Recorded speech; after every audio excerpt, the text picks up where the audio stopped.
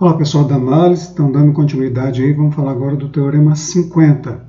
Se uma função for derivável em um ponto, então ela será contínua nesse ponto. Bom, antes da gente comentar sobre a demonstração aqui, vamos fazer algumas observações. Então, eu sublinhei aqui um ponto só para a gente entender que o conceito de derivada ele é um conceito pontual. Então, vamos relembrar aqui. Então, se eu tenho aqui uma função f no intervalo de i nos reais, um ponto x0 aqui no intervalo i, ponto qualquer aqui do domínio, né? Então, f ela é derivável nesse ponto x0 se o limite da função do quociente f de x menos f de x0 sobre x menos x0, quando x tende a x0, que é o mesmo, né, que, usando a notação aqui, trocando x menos x0 por h, que o limite, quando h tende a zero, de f de x0 mais h menos f de x0 sobre h, se esse limite aqui existir. Bom, ou seja, conceito de derivada é um conceito pontual aqui no ponto x0. Bom, quando essa afirmação aqui vale para qualquer ponto aqui do intervalo, a gente fala que a função ela é derivável no intervalo, né? Então a gente tem uma função derivável f' de x, ou seja, solta o parâmetro x0 aqui, né, para todo x aqui no intervalo, dando uma impressão, né, aqui que as propriedades da função derivada é uma propriedade mais global, né, que vale em todo o intervalo. Mas, na verdade, o conceito de derivação é um conceito pontual. Como a gente pode ter esse conceito aqui em todo ponto, então a gente estende esse conceito para todo o intervalo, mas sempre é um conceito pontual. Bom, aí no teorema 50 está dizendo o seguinte, né, que se a função era derivável em um determinado ponto, então ela será contínua nesse ponto. Consecutivamente, se ela for derivável em todo o intervalo, ela será contínua em todo o intervalo. Então, essa propriedade que é pontual, né, ela passa também a ser geral se a derivação pontual ela for estendida para todo o intervalo. Ok? Então, agora vamos entender aqui o teorema 50. Então, se uma função for derivável em um ponto, ela será contínua nesse ponto. A gente viu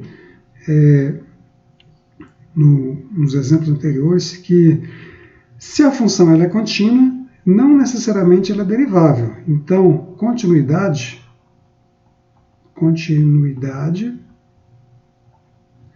não implica necessariamente, né, em derivabilidade.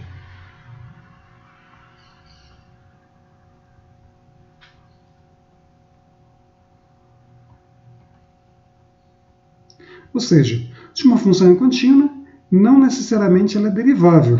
Então, não é uma condição necessária para ela ser derivável. Por exemplo, se eu tiver aqui uma função dessa forma aqui, uma função contínua dessa forma aqui, ela não é derivável nesse ponto aqui, embora ela seja contínua nesse ponto. O que a gente viu no exemplo anterior, a função f de x igual ao módulo de x, ela é derivável em todo ponto, menos o ponto zero, porque no ponto zero ela faz um bico. Então, embora essa função aqui seja contínua, ela não é derivável aqui. Mas, agora o teorema 50, se a função for derivável, então ela é necessariamente contínua. Então, vamos só entender a lógica aqui. Ó. Se eu tenho uma proposição P implicando numa proposição Q, essa condição Q aqui é uma condição necessária. essa é a condição necessária para essa acontecer. E essa condição aqui é uma condição suficiente para essa acontecer. Então, toda vez que eu tenho essa condição, se essa proposição aqui for verdadeira, né, toda vez que eu tenho a condição P, então, consequentemente, eu tenho a condição Q.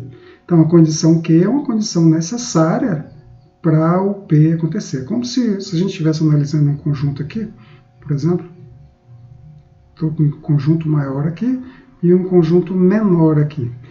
Então, vamos pegar aqui um conjunto Q e aqui um conjunto P. Ou melhor, aqui um conjunto P e aqui um conjunto Q. Então, analisando essa proposição aqui em termos de conjunto, é o seguinte: para que um elemento esteja aqui no conjunto P, é necessário que ele esteja no conjunto Q, porque o conjunto P está contido no conjunto Q. Mas, aqui, né, está no conjunto Q não é uma condição suficiente para estar no conjunto P, ou seja, essa volta aqui não vale, nesse caso aqui, né? Que é o mesmo caso aqui, né? Por exemplo, o Teorema 50 diz o seguinte: se a função for derivável, então ela é contínua. Significa que o conjunto das funções derivadas está contido no conjunto das funções contínuas.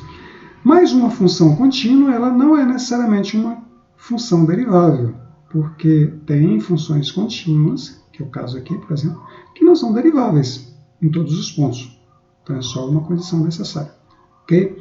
Então vamos à demonstração aí do Teorema 50, que diz que se uma função for derivável, então necessariamente ela será contínua. Então o que é uma função contínua? Vamos relembrar aqui o conceito de função contínua. Então uma função ela é contínua, então f ela é contínua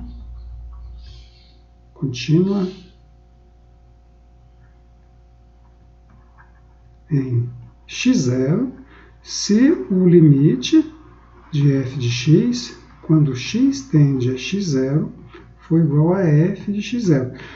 Ou seja, o x0 tem que estar no domínio da função e o limite de f de x, quando x tende a x0, tem que existir e esse limite tem que ser igual a f de x0. Então, isso caracteriza uma função contínua. Então, pelo Teorema 50, eu sei que a função ela tem essa propriedade aqui.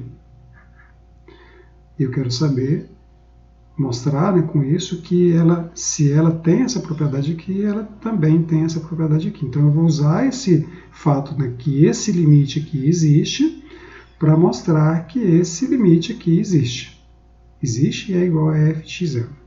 Ok? Então, vamos lá. Bem fácil a demonstração, né? Então, suponha que a função f, no intervalo i dos reais, seja derivável em um ponto x0. Então, eu quero mostrar que se ela é derivável nesse x0, então ela é contínua nesse x0. Então, devemos mostrar que a função é contínua em tal ponto. Então, olha, eu quero mostrar que o limite de f de x, quando x tende a x0, é igual a f de x0.